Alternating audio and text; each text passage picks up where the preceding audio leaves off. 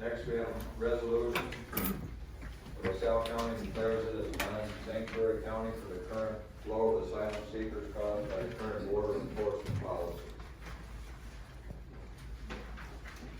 Whereas Article 1, Section 8 of the United States Constitution gives Congress the power to establish a uniform rule of naturalization, and whereas it is the duty of Congress to establish all laws and rules regarding naturalization, and whereas the 14th Amendment to the United States Constitution was ratified on July 9, 1869, and granted citizenship to all persons born or naturalized in the United States, are citizens of the United States and of the state wherein they reside. And whereas local law enforcement in Illinois is dedicated to protecting the communities they serve and promoting public safety requires the assistance and cooperation of the community, so law enforcement has the ability to gather the information necessary to solve and deter crime. And whereas the trust of residents is crucial to ensure that they report crimes, provide witness statements, cooperate with law enforcement, and feel comfortable seeking help when they are concerned about their safety. And whereas Illinois law enforcement is governed by the 2017 Illinois Trust Act, which helps bolster cooperation with communities and confirms that law enforcement entities in Illinois are largely prohibited from participating in immigration enforcement operations. And whereas local law enforcement may not enter into immigration enforcement agreements with federal immigration authorities. And whereas there is no express or inherent authority under Illinois law that permits state or local law enforcement to enforce federal immigration law. And whereas local law enforcement may not stop, arrest, search, or detain an individual on the sole basis that they are undocumented. And whereas only federal officers have the authority to arrest an individual for violation of civil immigration law without a criminal warrant. And whereas Illinois cities such as Chicago have declared themselves a sanctuary city by passing their welcoming city ordinance in 2021 protecting undocumented immigrants and refugees. And whereas the volume of asylum seekers in voluntary sanctuary cities are reportedly overwhelming social service agencies and straining community resources at the point the state of Illinois is offering over $40 million in grants to communities to take on these asylum seekers. And whereas LaSalle County joins with other communities that are concerned with the lack of a federal or state comprehensive plan for services to these asylum seekers, such as Schaumburg, Elk Grove Village, and Rosemont, who have passed ordinances prohibiting, restricting, and taxing the use of hotels, motels, warehouses, etc. for the extended use by illegal immigrants. And whereas it is the responsibility of LaSalle County government to look after the public safety, health, and welfare of its residents, first and foremost, with the taxes levied for such purposes. Now therefore be it resolved by the County of LaSalle, a unit of local government by and through the LaSalle County Board, that we declare ourselves a non-sanctuary county with regards to the buses of asylum seekers that may arrive here in the county, and we dedicate our limited resources to the residents of LaSalle County. They have a motion to approve said resolution. Mr. Herman, second by Mr. Tulip. Comments, Mr. Traeger.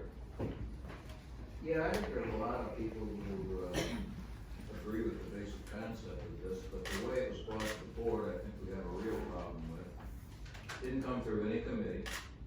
We like to quote Grundy County's resolution, which was very, very well written. And that came from the Law and Justice Committee. And it's fine to cite these cities who have passed ordinances, but there are cities in LaSalle who have talked about this, taken it up, and haven't taken any action.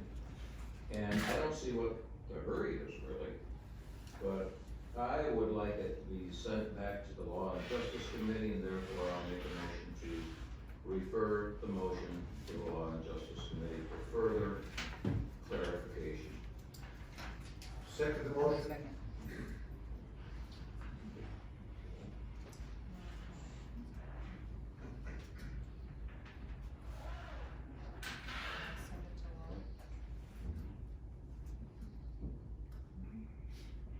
Are you accepting other comments? Yes. Mr. Gabbard.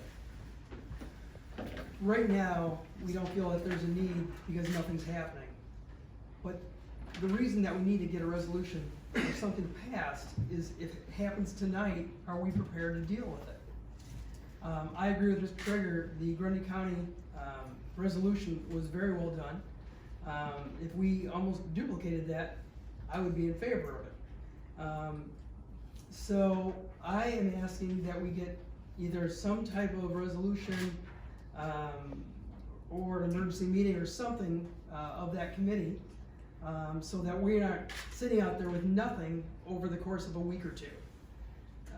That's my recommendation. So if we do that through the committee, that it happens rapidly. I totally agree, Mr. Gadsden, and we could have that meeting next week.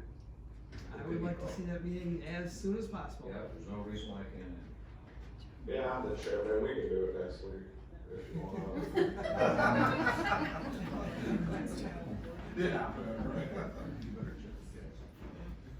Any other comments? Mr. Gaspar? I do, Mr. Chairman. I wanted to do a little research, and I understand the hot button topic that this has become. And I did a little research on history. I'm a second generation immigrant family member.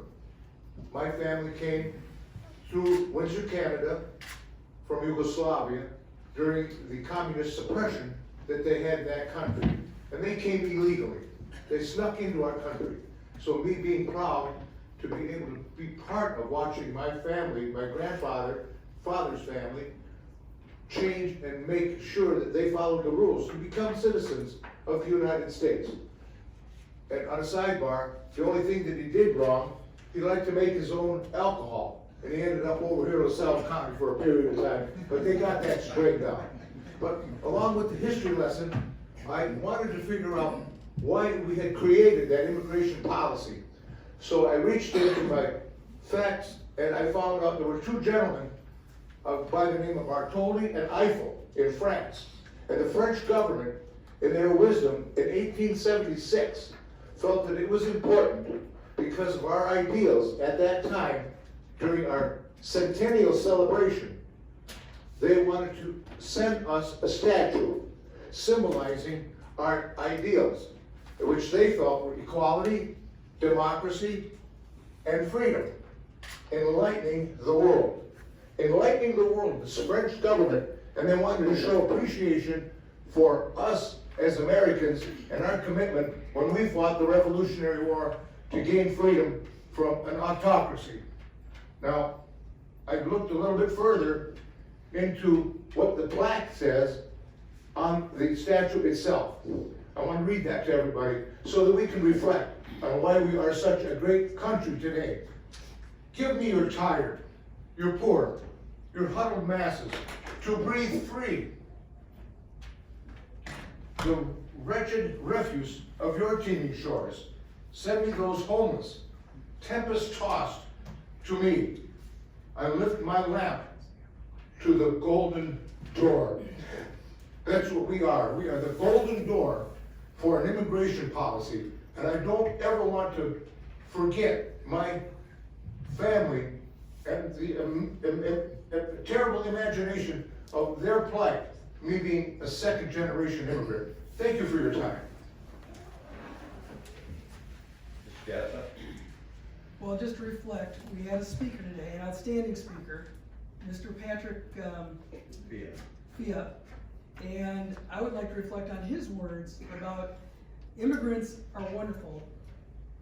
Immigrants are wonderful, but they need to be legal immigrants. We have a constitution, we have laws in place. Our Washington administration is not enforcing those laws, which is putting pressure on every one of us. We have residents. Our constituents are, I know I've gotten many calls, and I know people in here have gotten many calls about public safety. They're concerned. Our resources, our hospitals, our schools, they're concerned about what's going to happen if we have non-tax paying members joining the group. We have people that are in this country not registered to defend the country. There's a lot of other implications from what they're doing. They're illegal immigrants at this point. So the only thing I'm asking is, as we consider this, please consider that speaker's voice. He asked us to consider some very specific things. He was right on the money. I don't know how anybody could dispute the facts that he brought before us. And so please, as we consider this, consider the citizens of the United States, the ones that are here legally, the ones here that are law abiding, because that's what we're here to protect. Thank you. Mr. McNally? Just a quick question, if we're gonna send it to law, how quick then is it gonna come back to us? Are we waiting a whole nother month? Cause I don't wanna see that happen as well. We can have a Well, special meeting. My question Point. is, you wanna run it to lay the rules, and then to the board.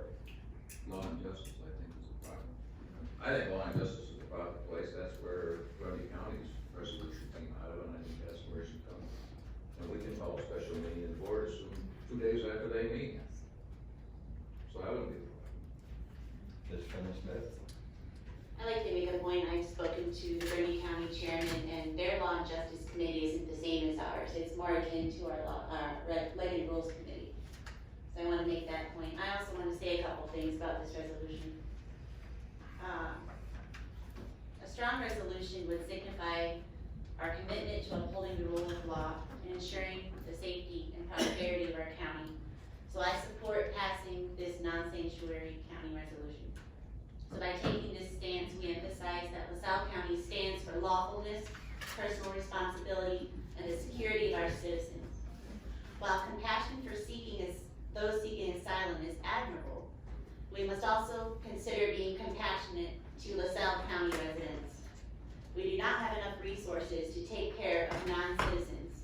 We need to dedicate our limited resources to LaSalle County residents, especially our homeless and our veterans. And secondly, I wanted to echo some other members' concerns about this resolution not going through committees first. I am disappointed with the lack of opportunity for board member engagement in bringing this resolution to the full board. I want to emphasize the critical importance of securing buy-in from all or most board members as we consider and pass a resolution that will shape the future of our county. Our success as a county board hinges on collaboration and unity in decision-making. This resolution was not presented to Public Safety or Lighting Rules Committees. I understand that sometimes due to time constraints or emergent situations, committees may need to be bypassed. However, I believe there was sufficient time to do so in this situation. So in the diverse tapestry of our county board, each member brings unique perspectives, insights, and experiences to the table. And by ensuring that every voice is heard and considered, we not only strengthen the legitimacy of our resolution, but also foster a sense of collective ownership. Full board member buy-in on this resolution would signal that our county stands united, transcending political differences for the greater good. It reflects our shared commitment to the well-being of the people that we serve. Thank you. Mr. Ostapinsky? That was well said, and I'm not trying to make a joke here or anything, but, so exactly where is this going back to? It's going back to League and Rules, it's going back to public safety, it's going back to law and justice. The motion was to the law and justice. Okay. You can change Any that. comments? Mr. Brown? You can change it. Is this something that we could vote on today to get it on the books and then have the committee come back with a revised form for us to follow, vote on at the next board meeting? No, No, it has to be as is. Any other questions? Oh, I'm sorry. Oh, that's okay. I do agree with Beth that I think that the fit with Grundy County's law and justice is the fit with our League and Rules. So if we were gonna forward to somebody, I think maybe a better place for it to go would be League and Rules. Amend the motion. If you would, amend. Okay, I'll make a motion to amend it to League and Rules. Second. Merely like the rules. Yeah. Was that second, Trigger. Traeger? Any other questions? amended motion to remand back to legging rules, amends to the board. I would like to be specific though, to put a time frame to it, so we don't lag on. Amanda, when are we having a meeting? I'm talking to the chair, which would be Jill, because Loretta is out of town. So, you'll see another calendar revision. Thank you. Ms. Salle? I would just like to comment on, yes, I think we're going in the right direction by sending this to committee, but we also need to realize that should we have a busload of people stop here, they don't get these papers. So we do need to even consider what our actions would be if that should happen. I think that's something for Lebanon Rules to also think, to keep into consideration. You know, that, do we have any type of game plan, you know, if we just look at some of the other places that just got dumped on. You know, these people, we can't just leave them in tents, it's too bloody cold. Well, that's part of the, hazard mitigation plan that, Fred made mention of. And we've been in contact with some of the municipalities in regards to, what's been mentioned about their plans. Because basically this will happen in the municipalities more than likely. And as was mentioned by, Mr. Moore, we're after that situation. We have limited resources to do that, that's why, there should be conversations in the communities and that, inventory their resources to see what they have available to them, and that should, if that should happen.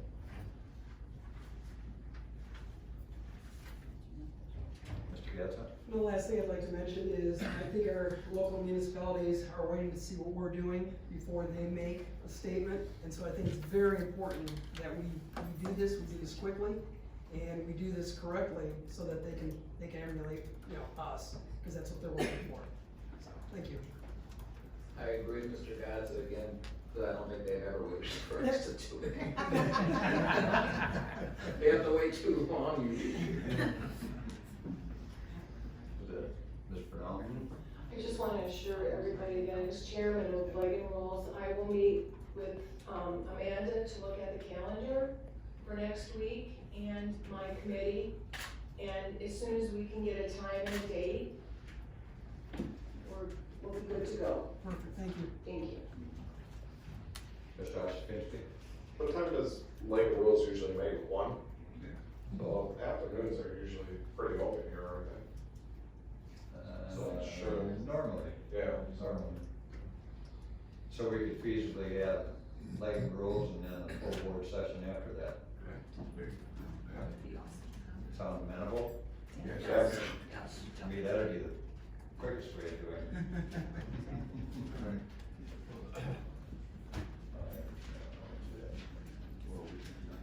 Mr. Dawes?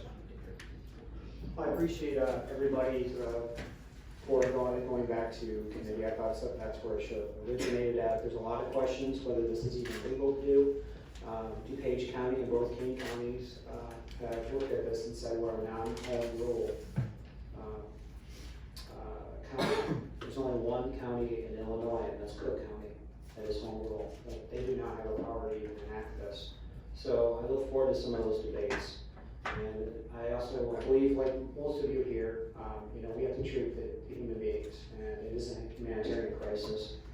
And obviously, we all know that we don't have the infrastructure; it's just not practical for us in this area. But I do want people to know too. I mean, if this issue is over migrant busing, if the term asylum seekers, they've actually been given asylum by the United States. That's, I want to make a clear distinction. There's people saying that, you know, there's these people on these buses are illegal. I do not believe that is the case at all. They've actually been given asylum. So, and that means they are given special rights under our U.S. Constitution. Whether you like that or not, and I know this is from an earlier vote with solar, that some of you, knew, that what the rule was and decided to go the other way anyhow. But I want you to know that that's important to me and a lot of other people that follow the rule along. So, thank you. Comments? But, Mr. Gadsden? The only thing I was gonna say is, we do have a constitution, and yes, this administration has amended some things. I don't know, I'm not an attorney, I don't know what's legal and what's not, I'm sure eventually it will shake out. But they are the ones that created the problem by lifting the ban, State of Mexico ban, and, it's one of those things that time will tell what happens, but right now, I'm concerned about the citizens that are legal here, and have done everything legally and are concerned about their safety. I think there's an immediate need for safety at this point. The people that have come over, whatever they've been given, they've not been given an opportunity of coming here legally, so I don't know how they're going to get work. I don't know how they're going to get money. I don't know how they're going to get clothes. So this administration has caused a real issue, and they put this issue on our backs. So I just would like to make that clear as well. Thank you. Yes, thank you. Regardless of the terminology, we can look into that situation as far as what they have been granted. But our primary role here in the county is for the public health and safety and the welfare of the people here. And that's what the citizens that you all heard from are concerned about. That's what we should be concerned about. I'm not sure I'm personally clear on the impact a resolution by the county board has on the behavior of the different municipalities. If Ottawa decides to do one thing and Salle decides to do something else and Spring Valley decides to do something else, is the resolution by the county board overarching? Is this a intergovernmental agreement or something? Not at this point in time. So what impact does a resolution have on individual communities' decisions? Well, basically, the way I understand it, the situation in Grundy County was an intergovernmental agreement with the county and Morris. And the city of And Morris. the way I understand it, Morris is the one that passed the unscheduled bus ordinance. And so, how legal is that? I don't know. But I was just gonna say, at the end of the day, it's possible that Ottawa will decide something entirely different than Peru or Seneca on how to handle these situations. possible. Okay, I'm just ignorant the impact that resolution by the board has. Thank Yeah, you. there is planning going on, Sure, but thank you. We are responsible for ourselves. The mayors, they will be responsible to their constituents. So we can only do what we can do. And if they want to go against something and welcome them and, burden their citizens with the safety aspect, they'll have to, at the polls, that's where the vote will be. I understand. you take a look at the situation in the truck stops, various places that they may get dropped off at are in the communities, in the municipalities. Sure. And so, I take a look at it as a possible cooperative effort, if need be, between the county and municipalities, but that remains to be seen as far as to Okay. what they will pass or plan for their own community. Understood, thank you. Anything else? Okay.